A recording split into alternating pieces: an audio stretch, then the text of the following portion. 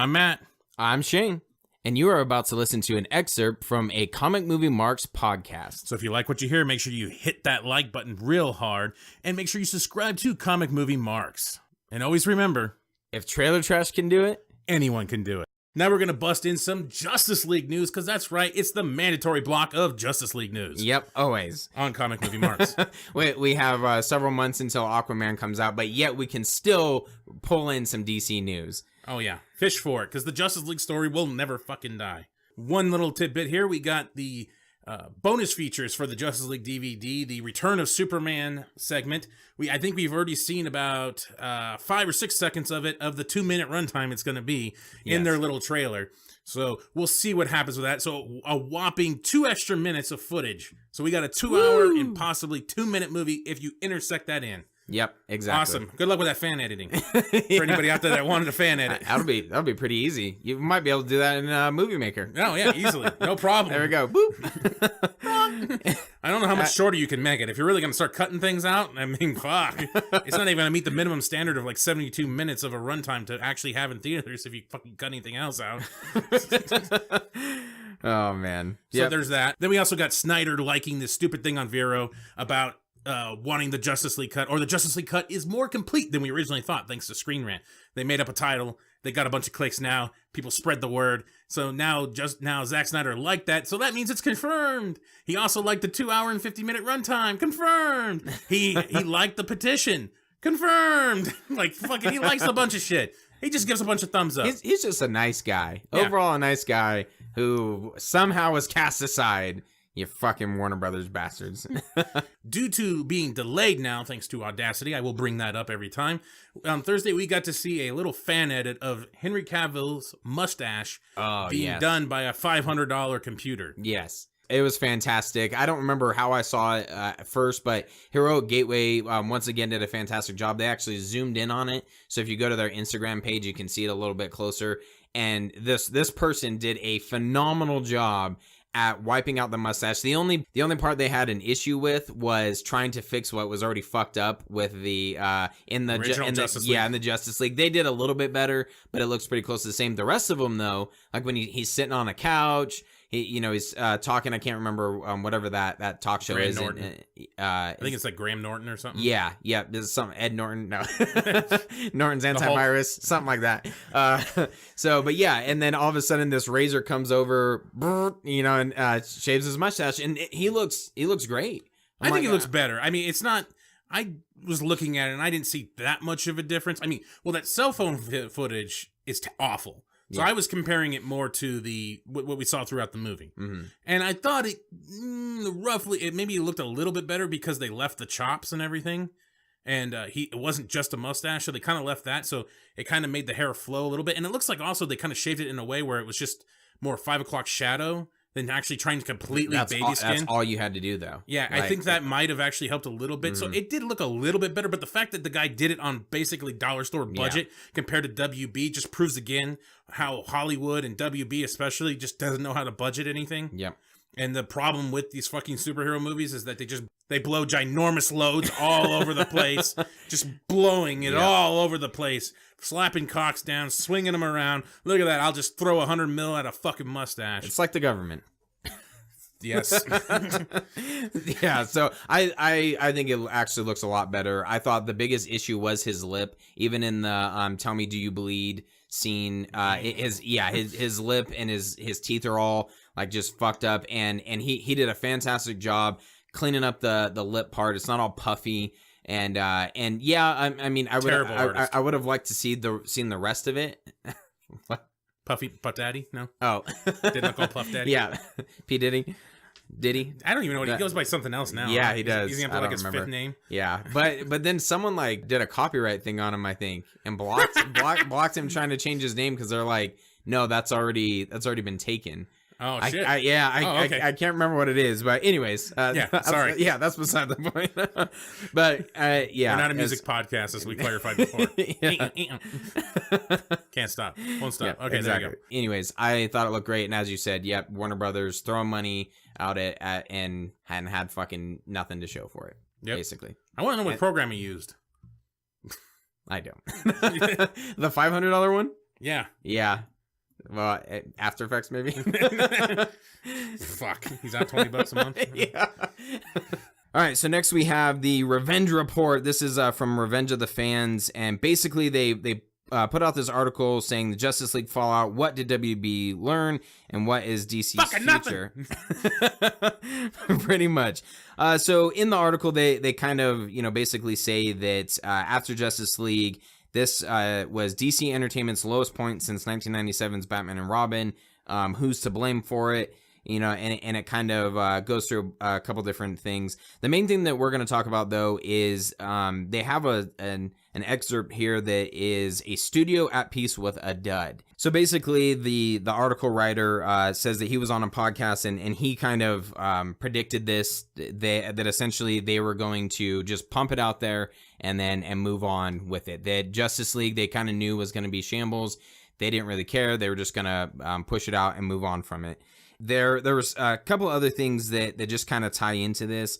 Basically, from what the article says, Warner Brothers is at peace, and they kind of knew that Justice League was going to stumble, not because of the movie itself, but mainly because of Batman v Superman.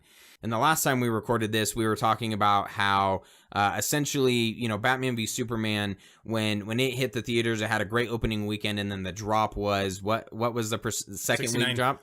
69%. 69%, Matt's favorite number. So so that shows or 71. Or 71. Or was it 17? What's the one with the... Never mind. Anyway. Fucking a number 7? I don't know. That's all I remember with Nick's conversation. But basically, Batman v Superman, out the gate, it had a solid jump, and then it dropped. And that is, is because people are saying, don't go see this movie. It was all hyped up, and that's why there's a drop. Where Justice League was shitty right out the gate.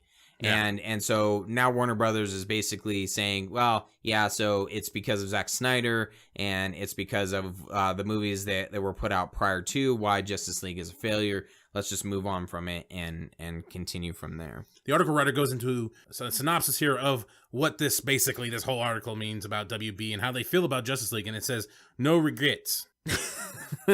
Does it? No, it says no regrets. But the Miller's thing. Not even one letter? Yeah, not even one letter. Oh, for real. Thank you, bro. You see the Cobra? I mean, what is this one? Oh, this? Uh-huh. That's my credo. No regrets. Mm-hmm. You have no regrets? Dad? Nope. Like, not even a single letter? No way. Not me. Well, I love him. I think he's great. Okay. I think he's a real winner, Casey. If I were you, I wouldn't use protection. Anyway, so no regrets. Nothing I've heard in my off-the-record conversations with people at Warner Brothers, and nothing about the direction they're obviously heading in now reflects even a hint of regret about all the tinkering they did on Snyder's Justice League. As I've stated before, after Man of Steel was divisive and Batman vs. Superman underperformed, the studio simply stopped trusting in his vision. And when they saw his initial cut of Justice League in early 2017, that only cemented their belief that he was no longer the man on whose shoulders they could rest the DCU upon. That's precisely why they called in outside help and hijacked the movie. To paraphrase a line from Batman v Superman, Snyder's DC is dead, and WB is burying it. And the last time we recorded, we were totally confused where that came from. At first, yeah. We're like, what? But then we figured it out. Oh, the Bat's dead. The Bat's dead. Bury it. Yeah. So my biggest thing is, if they knew that this was going to fail based on what was already established, why not just release the Snyder Cut and move on from it? Yeah. And Matt brought up a great point before that, well, they made their fourth quarter earnings, so they weren't going to delay it. So, there's the bonuses and all that conspiracy stuff that was out there. The whole point of the reshoots was also to make it more cohesive 2-hour movie, to have more run times and everything as well. Yeah, so they can have more viewings and try to make as much money as possible. I think maybe the gap between the reshoots and when Snyder left was probably them trying to figure out how they could turn Snyder's 2-hour or Snyder's 4-hour cut into a 2-hour cut. Yeah. I think that's kind of what it was, and then they realized they couldn't. So that's when Joss Whedon came in, and he was already a writer when Snyder was there, but he came in and they had him underperform these supposed great additions to it at all, to all of it, and it's a short amount of time. Nobody could really recover anything and change anything that much in that short amount of time. I don't care who it is. Maybe it was Joss Whedon or not. If you like him or don't like him, whatever. But it's just no way it was going to happen. And the fact that there's just some decisions made that just didn't make any sense. The mustache thing is like one of the biggest ones. And if the Steppenwolf conspiracy as well, like if he was rendered to a certain degree at one point, why change him? Like, why go through these extensive CGI work just before you want to try to release it? If you're going to just plop it out, why rehaul everything? Right, exactly. Why not just give Superman a mustache? Right, yeah. Or fill in a beard. We brought that up before. Instead of trying to trim it, fill in a beard. No one's going to complain about it. Everybody would expect it. Yeah, exactly. Do the reverse where they're like, holy shit, he's got a beard. Make him fucking wear a wig. He's got long hair now. It's just weird that they did this huge overhaul. My biggest thing was I may have thought a reason why, because they still want to use some of the Snyder shots, and the Snyder shots he didn't even have a beard then either. Yeah, like in the when he lands in the corn patch in the cornfield and stuff. Right after getting Lois and everything, he's there. They used some of those because you can see it, the face going in and out and shit. You can see it going. in and They did out. not much though. So they either shoot that whole thing again with a mustache. But then you already have the trailer coming out where he was doing that. Yeah. And he wasn't having a mustache. But who gives a shit? You already butchered the shit out of the trailers anyway. Right. I don't know. But there is that. Maybe there was still some Snyder footage they did want to use in some manner and he didn't have a mustache. Yeah, so they were forced. I don't know. Or just do a better job removing the mustache. Or just add a mustache to those Snyder versions. Right. Yeah.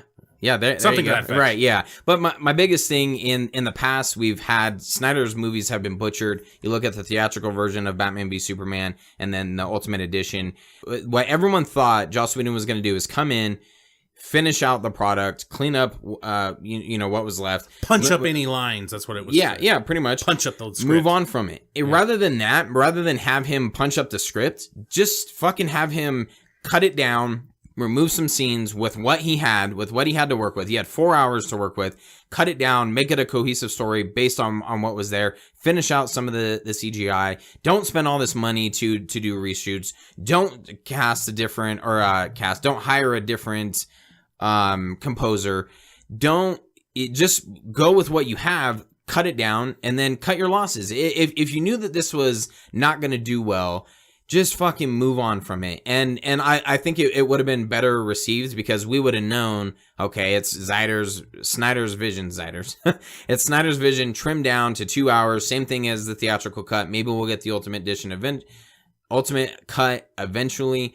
And then, and instead we have this giant mess that was fucking released in theaters, and now it's even worse than probably it would have been. If the person that wrote this article is actually correct in any manner about the no regrets and all that, I truly believe now that that is almost confirmation that we will not get a Snyder cut. He's not going to be involved in this anymore. They don't have any faith in anything that he's done so far. And they haven't learned their lesson that his editions always seem to do a lot better. It's gone through so many different versions of Watchmen, Batman versus Superman. Yeah. Even some of the extra bonus scenes in Man of Steel are really sweet as well. And if they just would have released certain director's versions, they would have done a lot better with him. They just haven't learned their fucking lesson with him. So I think at this point they have just cut ties and they're moving forward from here. Yeah, it's sad. Actually, we made the joke of, I brought up the point in the last time that we recorded. I hope Snyder eventually comes back around. Does, a different, maybe for a different company, does more comic book movies. Hans Zimmer has, he's come back and he's supposed to be composing the Phoenix, right? Dark Phoenix. Yeah, the Dark Phoenix saga. And then Matt made the joke, that would be great to have Snyder do a Marvel movie. Oh, and, that'd be that'd be totally different. He could do Thor 4. It was a joke. Thor 4, the real Dark World. Yeah, exactly. It'd be completely different from what we got with Ragnarok. Thor v Loki. Dawn of Asgard. They bring it back. They fight so hardcore it respawns. Anyway, exactly. Congratulations, you made it to the end of the video. You're one of very few to make it to the end. Yes, thank you very much. Make sure you hit that like button and subscribe to Comic Movie Marks Podcast and hit the notification bell. All these fucking YouTube channels say this shit, so I'm gonna say it now.